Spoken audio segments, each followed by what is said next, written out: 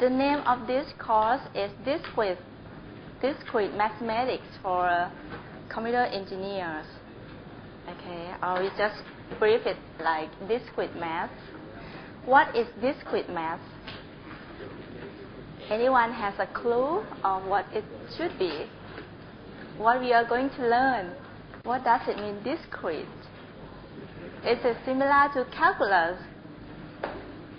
Anything else beyond calculus? Discrete means non-continuous, like calculus or real number, for example. These are continuous, like range, like real number. Everything is in between any two numbers, real numbers, like 5 and 6. How many possible numbers, real numbers, between 5 and 6 can we find out? It's not countable, right? Okay. But discrete is something that you can count. Okay, like 1, 2, 3, 4, 5, or anything exact, like it could be 5.3, 2.1, and so on. Okay, but we know exactly what would be the range or the number in between. So the objectives for this course is as follows. We are going to study and apply some mathematical reasoning, how to prove, some concepts, how to use logic to reason or to analyze problems. We are going to learn basic techniques of set, counting, techniques to count objects. Okay, what kind of techniques are there that we can use? Relations, graphs, okay, trees are the graphs, okay, graphs that the structure of the graph is like trees, have a root, have branch, have like links, something like that. And also finite state machine or system that can be represented as states. We have number of states, and the number of states are finite, are countable. And this subject, discrete math, is related to many topics. Okay, these are like the prerequisite or fundamental of like data structure that you are going to learn next semester. Right, second year, the first semester. Okay. Database theory, automata theory. This is like more like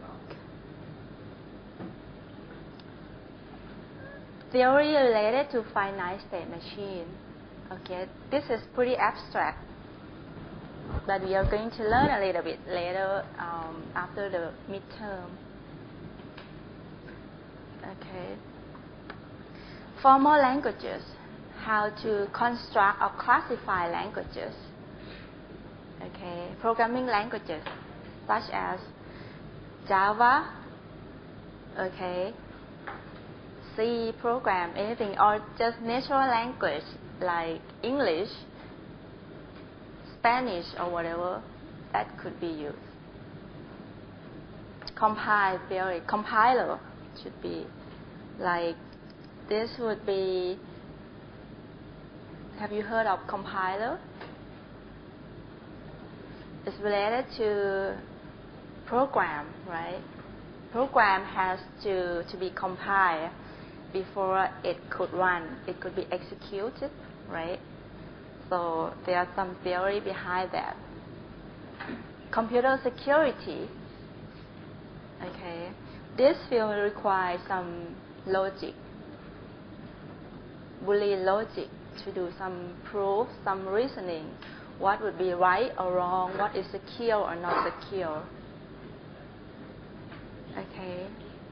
Also, like digital system design that you're going to learn next semester. Okay.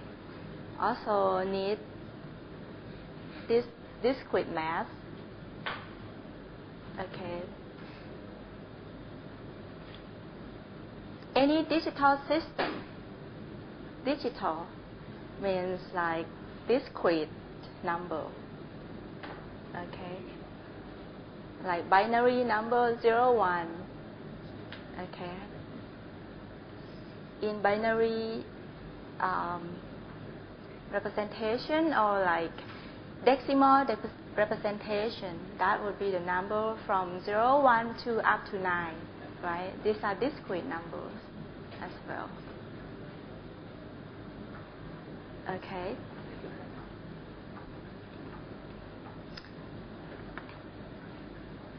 So anything related to computer nowadays require discrete mathematics. Okay. Questions?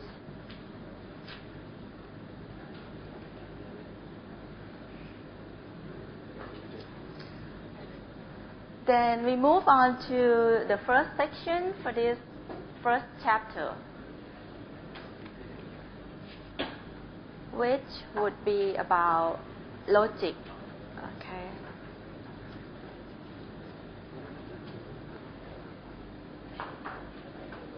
Well, this first chapter would cover some material that actually you already had some during the high school year. Okay. So pretty much the first chapter here would be like the review of what you have learned before and a little bit of new information. Okay.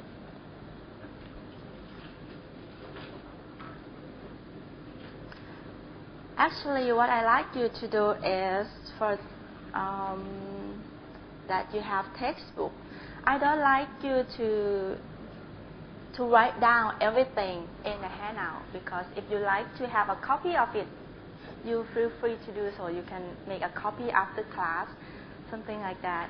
So I like you to pay more attention of the, like, to try to understand the material and maybe look at the textbook a little bit of where exactly in the textbook that we are discussing on. Okay. Because there are a lot of examples in the textbook, and then we are going to select just some of them to discuss in this class, and the rest you have to spend a little bit of your own time looking at that by yourself. Okay.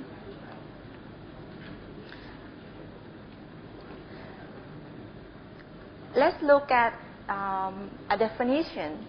Proposition. Okay. This would be on page 2 in the textbook. Proposition is a statement, okay, or a sentence that is either true or false. It could be defined if it is true or false. If we cannot find out the value of the logic, that sentence won't be a proposition.